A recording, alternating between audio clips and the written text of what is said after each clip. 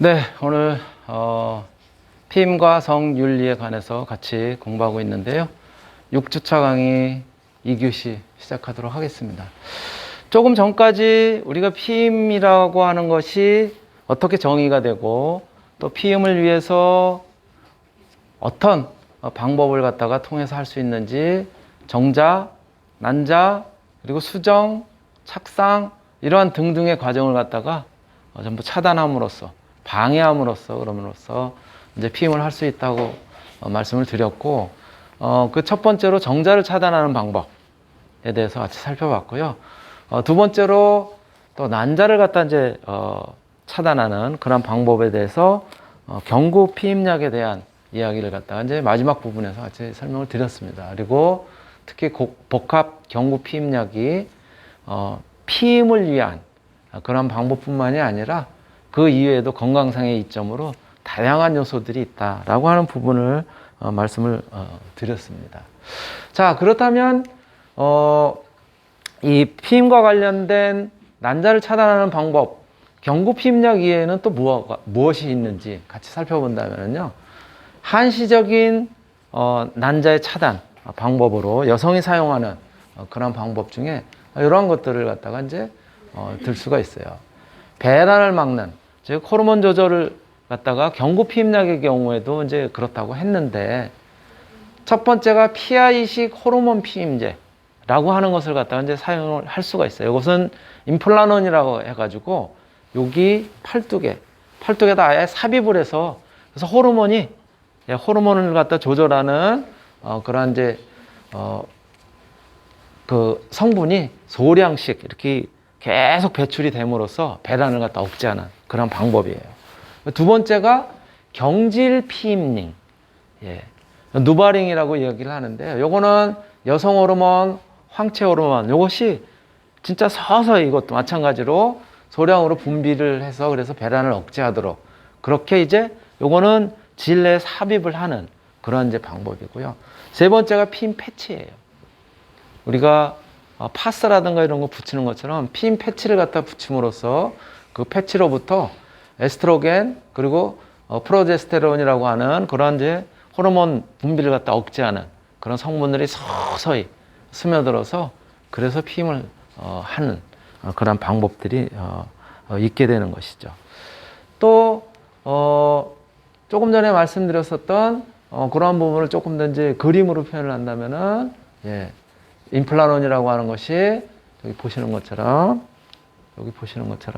이렇게 겨드랑이 옆에 요 팔뚝 밑에다가 삽입을 갖다. 여러분들 타카 아시죠? 타카. 그쵸? 호치키스를 탁탁 찍는 거. 그런 식으로 장치가 있어가지고 그거를 갖다가 요 옆에다 대고서 탁 찌르면은 그게 안에 여기 쭉 들어가요. 그냥 박히는 거예요. 그래서 조금씩 녹으면서 그러면서 호르몬 조절하는 성분들이 몸으로 퍼져가지고 그래가지고 이제 돼 있는 그런 형태고요. 그 다음에 이제 누바링이라고 하는 것이 이렇게 링의 형태로 이렇게 링의 형태로 이제 고정을 시키는 거고요. 그리고 피임 패치가 이렇게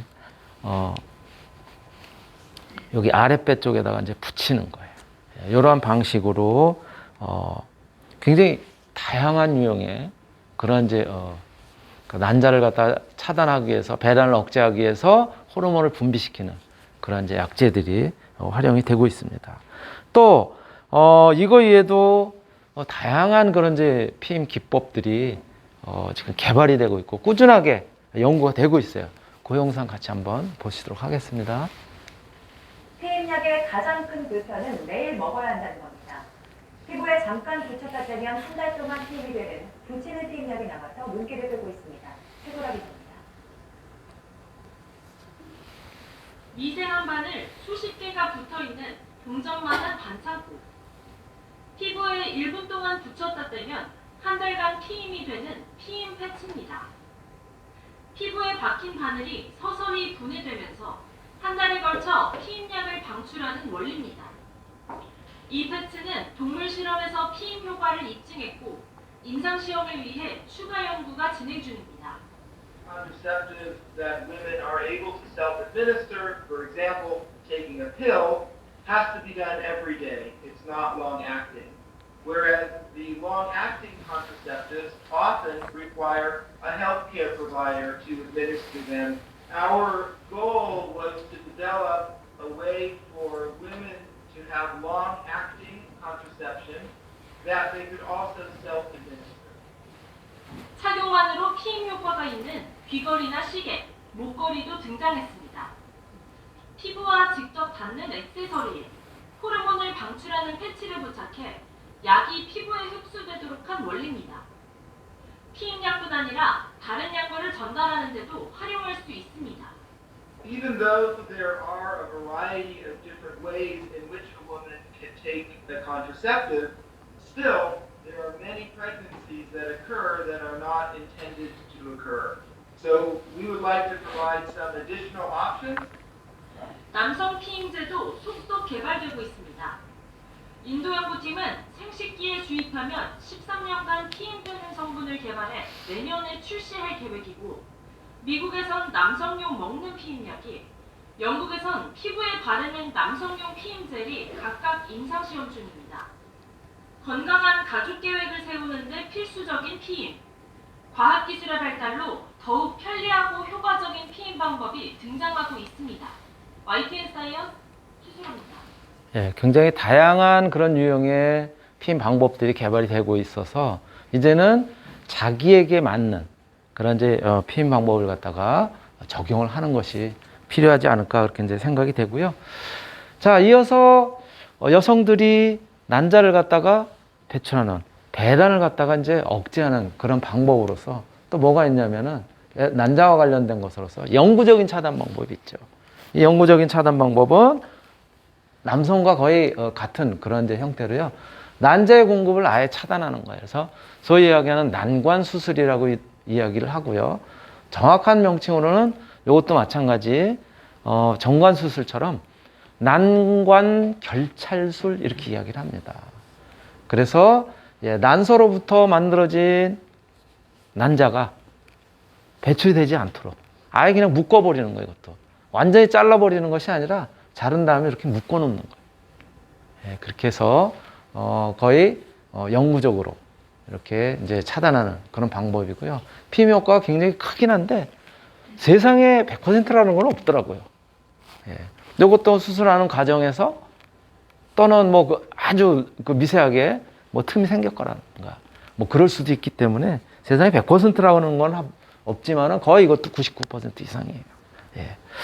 자, 그리고 이제 난자와 관련된 부분을 갖다 이제 지나서 수정 또는 착상과 관련된 부분, 이런 부분으로서 한시적으로 여성이 이제 사용하는 그런 방법이 아까도 잠깐 나왔었던 거지만 레보놀게스트렐을 갖다가 이제 분비시키는 그런 이제 자궁내 장치를 통해서 호르몬을 갖다가 이제 조절하는 그런 방법이 있고요. 요거는 배란을 억제하거나 자궁내막 성장을 갖다 감소시켜서 착상을 방해하는 그런 기능도 이제 하게 됩니다. 또 자궁내 정자 운동을 억제하거나 자궁경관 점액의 점도 증가로 인해서 정자의 진행을 갖다 방해하는 그러한 목적으로 이제 사용되는 그러한 이제 자궁내 장치예요. 요거는 자궁에다가 이렇게 이제 장치를 갖다 이제 함으로써 T자 형태로 이렇게 생겼는데요.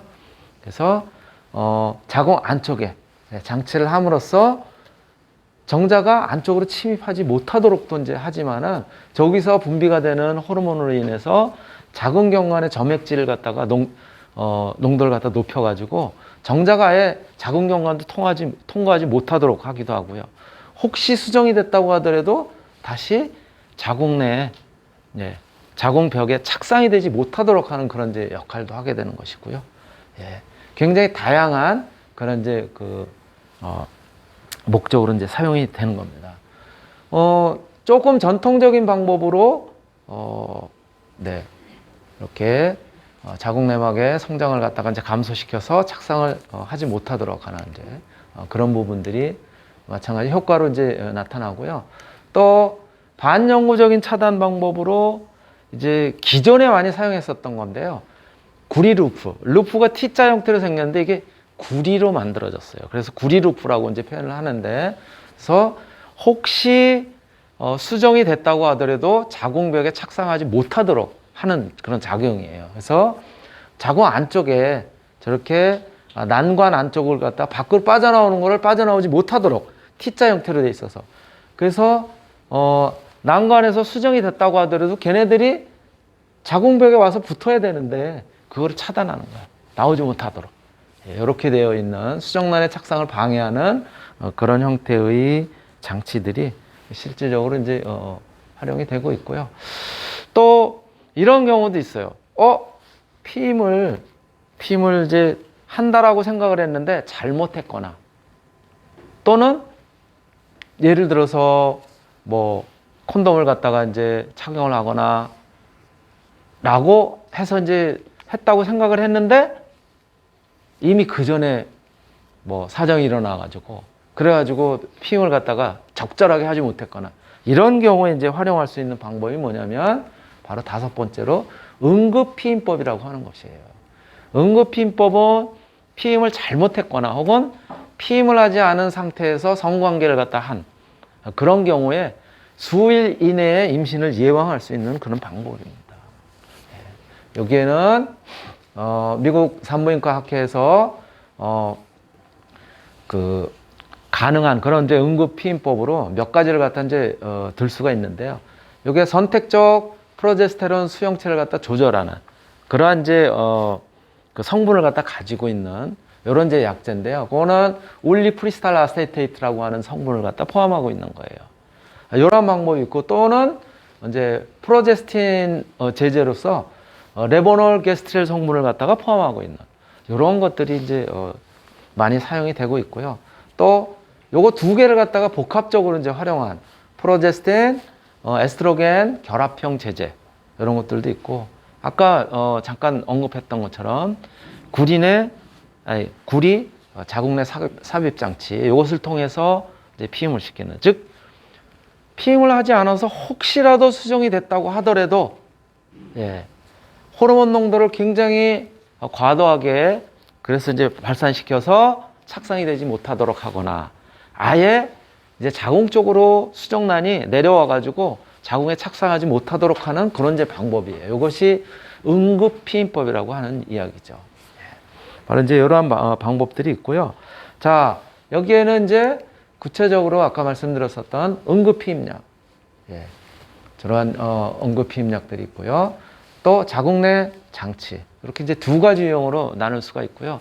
응급피임약의 경우가 또 조금 전에 이제 말씀드렸던 것처럼 두 종류가 있는 거예요. 응급피임약의 경우. 그래서 특히 이제 레보놀게스트렐 성분을 갖다 포함하고 있는 요 응급피임약의 경우에는 24시간 즉 피임이 안 됐다라고 인지를 했을 때 그랬을 때 24시간 이내에 복용을 하면 95% 이상의 효과를 갖다 거둘 수 있다는 거예요. 그런데 시간이 경과함에 따라서 예를 들어서 이틀 즉 48시간 이내 그 다음에 3일 72시간 이내에 시간이 경과함에 따라서 피임 확률이 점점 떨어지게 돼요. 그래서 가능하면 빨리 복용하는 것이 이제 필요한 것이죠. 이것이 응급피임약이고요. 요거는 그 처방을 받아가지고 약국에 가면 바로 구입을 할 수가 있습니다. 근데 아직 우리나라가 이러한 그 시스템들이 원활하게 되어 있지 못해가지고 그래서 실질적으로 응급피임약을 제때 복용하지 못하는 그런 경우들이 왕왕 있다고 해요. 특히 어떤 경우 본인이 어떤 이제 피임을 하지 않은 상황을 인지하는 그런 때 이제 쓰는 것이 아니라 예를 들어서 어떤 그 성폭행이라든가 이런 것들에 의해서 불가피하게 위험성이 있을 때 쓸 수 있는 그러한 이제 사후 피임약, 즉 응급피임법이기도 합니다. 여기에는 이제 조금 전에 말씀드렸던 것처럼 레보노게스트렐뿐만이 아니라 올리프리스탈 아세테이트 요 두 가지 성분을 포함하고 있는 그런 이제 약들이 지금 시중에 나와 있는데요. 레보놀게스트렐 성분을 갖다 포함하고 있는 거는 플랜 B 원스탑이라고 하는 그런 유형도 있고요. 노레보라고 하는 것도 있고요. 우리나라에서는 노레보 1이라고 하는 이러한 형태로 지금 판매를 하고 있어요. 그리고 올리프리스탈 아세테이트 성분의 경우에는 엘라 1이라고 하는 그런 형태, 또 우리나라에서도 마찬가지로 엘라원정이라고 하는 형태로 응급 피임약을 갖다 판매를 하고 있으니까 여러분들이 기억을 해두시면 혹시라도 어떤 특별한 상황에서 도움이 될 수가 있습니다. 자, 요거 이외에도 이제 피임 방법이 또 있어요. 우리가 이제 보통 이야기하는 피임 방법들이 이제 있게 되는데요. 바로 그 피임 방법이 뭐냐면은 생리주기법. 생리주기를 갖다가 잘 따져가지고 그래가지고 이제 하는 방법이에요. 생리주기법이라고 하는 것은 그래서 우리가 배란이 되는 것은 생리와 생리, 즉 월경과 월경 중간인 보통 14일 차에 이제 배란이 되게 되는데 그런 것들을 따져서 그래서 그 기간을 갖다 이제 가임 기간을 피하고 그리고 관계를 갖다 갖는 방법이 이제 생리주기법이죠. 그래서 생리주기를 갖다 이제 알 수 있는 방법이 기초체온 측정 혹은 점액 관찰 또 이런 것들이 있고요. 그거 이외에 이 생리주기법 이외에도 질외사정법이라고 하는 이러한 이제 방법들이 우리 보통 이제 이야기가 되고 있는데요. 여기에서 이 생리주기법도 마찬가지고 질외사정법도 그렇고요. 위험성이 굉장히 높아요. 이거는. 왜냐하면은 생리주기라고 하는 것이 특히 우리 뭐 여학생들 같은 경우 이제 본인들이 인지하고 있는 부분도 있지만 환경의 변화, 스트레스라든가 여러 가지 환경 변화에 따라서 다소 변동이 있을 수 있단 말이에요. 그래서 예측하기가 쉽지가 않다는 거예요. 그래서 위험성이 꽤 있다. 이제 실패할 확률이. 또 질외사정법인 경우에는 이제 성관계를 갖다 하는 도중에 사정을 밖에서 이제 하는 그런 경우거든요. 근데 이게 성관계를 할 때 뭐 조금 뒤에 또 영상을 보시겠지만은 하기 전에 쿠퍼액이라는 것들이 이제 분비가 되는데 거기에도 아주 소량이지만은 정자들이 포함될 수 있다는 측면에서 이런 것들은 우리가 피임법이라고 이야기하지 않아요. 그 부분 같이 한번 우리가 살펴보도록 그렇게 하겠습니다. 영상 같이 한번 보실게요. 약이나 도구를 사용하지 않는 자연 피임법은 준비되지 않은 성관계 시에 주로 사용하는 방법으로 피임 실패 가능성이 굉장히 높아요. 여자의 생리주기 중 난소에서 성숙한 난자가 나오는 배란기에 성관계를 하게 되면 임신을 하게 돼요. 생리주기를 평균 28일로 봤을 때 배란일은 다음 생리 예정일 14일 전으로 배란된 난자의 수명은 18에서 24시간이고 정자의 수명은 3일이니까 배란 예정일 전후 4일 정도가 임신이 가능한 기간이에요. 하지만 배란일은 변동이 있을 수 있어 앞뒤로 2일씩을 더해 총 8일을 임신이 가능한 기간으로 생각해야 해요. 그리고 여성은 스트레스, 신체적 환경적 변화에 따라 배란일에 변동이 있을 수 있어 생리가 규칙적인 여성도 생리주기법을 이용한 피임 성공률은 75%로 높지 않고 생리주기가 불규칙한 여성은 생리주기를 이용해 배란일을 예상하는 것 자체가 불가능해요. 그리고 생리기간에는 절대 임신이 되지 않는다고 생각하지만 여성은 언제나 임신 가능성이 있고 생리 중 성관계는 감염의 위험이 있어 더욱 피해야 해요. 사정 직전에 여성의 질에서 남성의 성기를 빼내는 질외사정 또한 피임 실패율이 높은 위험한 방법이에요. 남자는 사정할 때 3억에서 5억 개의 정자가 한꺼번에 나오는데 아주 적은 양의 정액이라도 질내에 묻었다면 수백만 마리의 정자가 남아있을 수 있어서 임신 가능성이 있어요. 네, 그래서 생리주기법이라든가 질외사정법 같은 이런 경우는 실패 확률이 굉장히 높다. 이렇게 이제 말씀을 드릴 수가 있고요. 자, 그렇다면은 우리가 지금까지 살펴본 각 피임법, 다양한 피임법의 성공률, 어느 정도가 되는지 같이 한번 표를 갖다 보신다면은요. 불임수술, 난관수술이 되든 혹은 정관수술, 이 정도가 99%라는 거예요. 100%가 아니라는 거예요, 이것도. 조금 전에 말씀드렸던 것처럼 어떤 수술하는 과정이라든가 또는 수술한 연후에도 뭔지 모르지만 여러 가지 요인에 의해서 실패할 가능성이 아주 적긴 하지만은 있다는 거예요. 그래서 세상에 100%는 없다고 말씀을 드렸듯이 이것도 예, 99%. 그 다음에 먹는 피임약이 생각보다 굉장히 요즘은 이제 약들이 약효도 좋아졌고 그리고 그 기능도 높아졌기 때문에요. 98% 정도예요.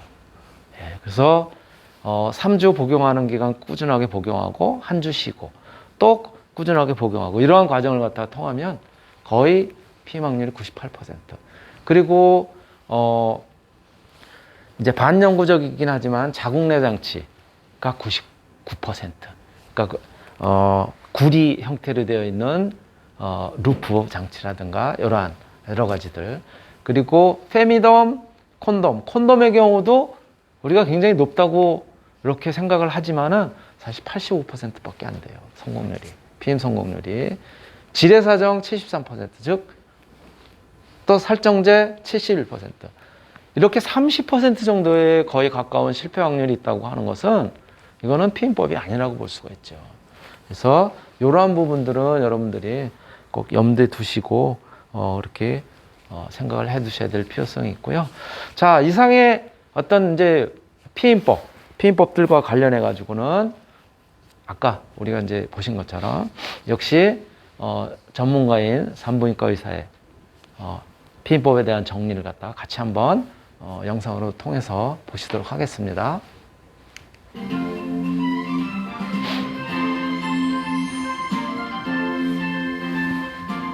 피임이 필요한 이유에 대해서 좀 생각을 해보면 사실 지금 남녀 관계에서는 성생활이 사실 굉장히 중요한 문제예요.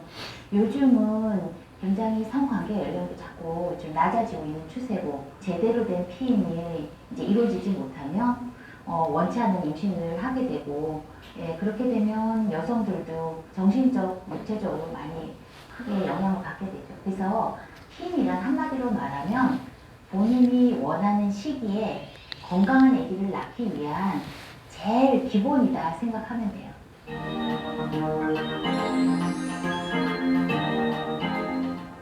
피임 방법은 일단 크게 그 영구 피임하고 조절하는 피임으로 볼 수 있고, 영구 피임은 뭐 남자가 하는 건 정관 수술이고 여자가 하는 건 난관 수술인데 요즘 이제 보통 관심을 갖고 많이 하고 있는 거는 이제 다 조절하는 피임이에요. 첫 번째로 그 젊은 여성들 한 20, 30대 가장 많이 쓰는 게 이제 먹는 피임약이라고 볼 수 있고요. 그 다음에 이제 몸에 뭔가를 하는 거, 팔에 삽입하는 임플란트라는 피임 방법이 있고, 그 다음에 자궁내 장치로 아주 오래된 역사를 갖고 있는 루프, 구리 루프죠. 또 하나는 똑같은 자궁내 장치지만 호르몬을 이용하는 미레나라는 게 있어요. 그리고 아주 최근에는 똑같은 미레나랑 같은 기전인데 미레나보다 좀 더 호르몬 함량을 낮추고 그 미혼 여성들이 좀 더 편안하게 자궁내 장치를 받을 수 있는 제이디스라는 게 또 새로 나왔어요. 또 하나 이제 피임 방법으로 복부 내 이제 주사, 3개월에 한 번씩 주사를 놔주는 거예요. 그리고 전체적인 피임의 경향을 보면 호르몬을 이용하는 피임 방법을 가고 있어요. 옛날에는 루프도 기계적인, 그러니까 구리 같은 이제 이물질을 처리해서 피임을 했는데 요즘은 그 미레나든 제이디스든 임프라논이든 사야나든 다 먹는 피임약까지도 다 호르몬을 이용하는 피임 방법이죠.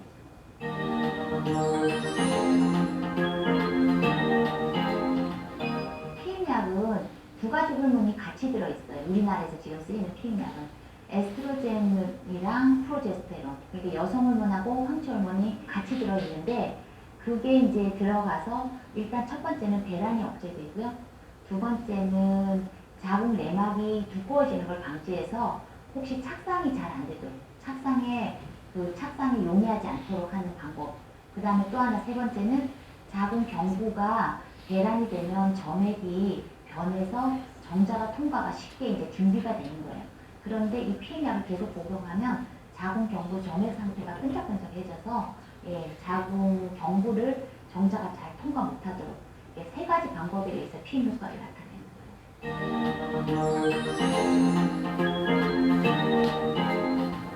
아까 잠깐 얘기했듯이 요새 피임법들은 다 호르몬을 이용하는 피임 방법들이에요. 그 방법의 장점은 일단은 피임 효과도 굉장히 높아요.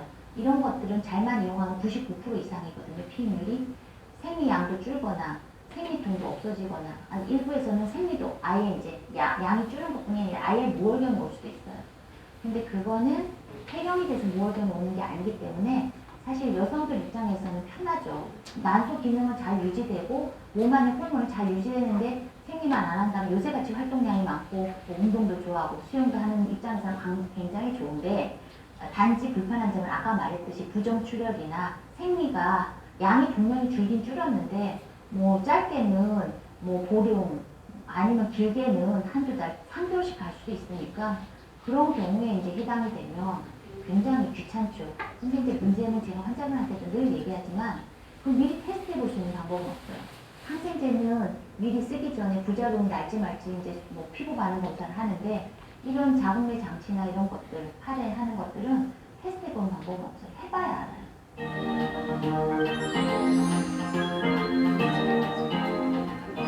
가장 좋은 피임법은 사실 사람마다 다 달라요. 그래서 피임도 예전하고 달리 알아서 하는 게 아니라 요즘은 예를 들면 수유도 물론 알아서 잘 수유하는 사람도 있지만 수유도 배우잖아요. 피임도 피임 상담하고 배우고 해서 하는 거예요. 그래서 제가 볼 때는 젊은 여성들 경우에 아까 말한 뭐 여드름도 있고 생리 주기도 불규칙하고 생리 전에 예민해지고 생리통도 있고 이게 다 있을 수도 있고 하나만 있을 수도 있어요. 그런 경우는 사실은 피임약이 초이스예요. 상담하고 피임약을 처방받아서 이제 하는 게 초이스고 그렇지 않고 난 그런 부작용도 전혀 없다. 그러니까 사귀는 남자친구 때만 필요하다. 이럴 때는 이제 꼭 처방 피임약이 아니어도 약국에서 일단은 사먹는 걸로 해서 일단은 일반적인 상식을 갖고 시도해봐도 되고요. 결혼을 했어요. 그리고 정말로 어느 기간 동안 아니면 이제 꾸준한 연인 관계인데 피임이 길어지거나 할 때는 피임약 외에도 인프라논이나 팔에 하는 인프라논이나 제이디스 같은 자궁내 장치를 이용할 수 있어요. 왜냐하면 제이디스는 결혼 안 한 여성들도 쓰라고 그러니까 분만 경험이나 뭐 자궁을 전혀 수술이나 뭐 이런 걸 해본 적이 없는 여성들한테도 쓸 수 있을 정도로 이제 호르몬 함량도 떨어뜨리고 얇게 나온 거기 때문에 이제 물론 산부인과에 와서 시술은 받지만 시도해 볼 수 있어요. 그 먹는 피임약에 위도 약하고 해서 굉장히 그런 거에 예민하고 한번 시도해 봤는데 도저히 니글거리고 뭐 좀 이런 방법으로도 안 된다 그러면 그런 이제 장치 몸에 뭐 하는 것도 절대 꼭 뭐 나쁘지 않아요. 왜 제일 중요한 거는 원치 않는 임신을 해서 정말 마음적인 신체적인 스트레스를 받는 것보다는 미리 상담하고 대처를 하는 게 좋으니까 그런 것도 충분히 괜찮아요.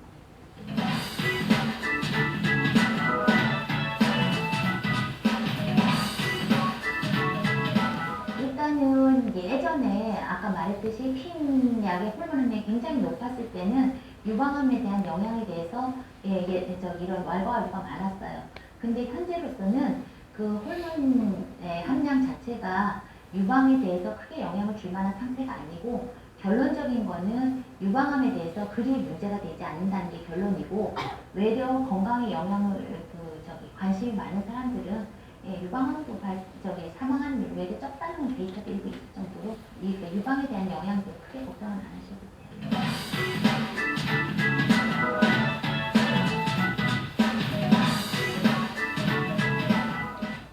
그거는 한번 알려드리고 싶은 게 이제 피임약을 먹었을 때 혈전 색탄순이 좀 올라갈 수 있는데 그거는 얼마 동안 그러니까 예를 들어 첫 한 4사이클 정도만 지나가면 그런 위험도가 뚝 떨어져요. 그러니까 피임약을 외려 이게 나는 피임약의 나쁜 효과를 피하기 위해서 먹었다 끊었다 하는 게 더 나쁘다는 거죠. 또 그런 혈전증의 위험도가 임신 때 혈전증이 생기는 영향보다 훨씬 적어요. 그러니까 크게 문제되지는 않아요.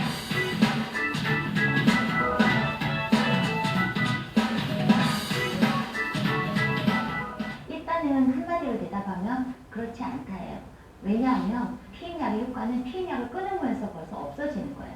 이 가임력에 영향을 주는 거는 그 여성들의 나이 그리고 성관계 횟수 그런 것들이기 때문에 피임약을 오래 복용했다고 가임력이 떨어지진 않아요. 그리고 피임약을 복용한 뒤에 그리고 피임약을 안 복용하지 않은 여성과의 임신율도 다 데이터 있는데 보면 똑같아요.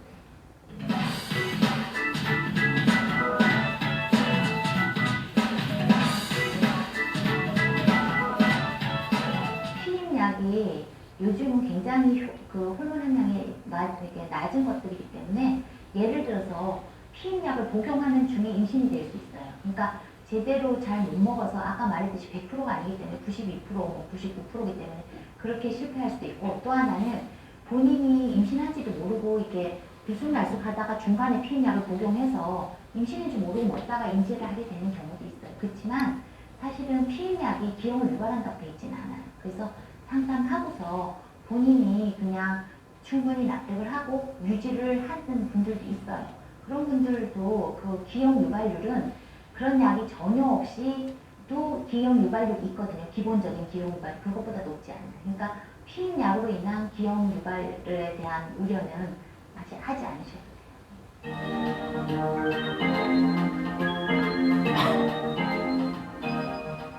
사실 피임이라는 거는 남녀가 다 중요하지만 한 번 더 이제 말씀드리면 여성들이 자기 주체성을 가지고 피임에 주도적으로 하는 게 중요해요.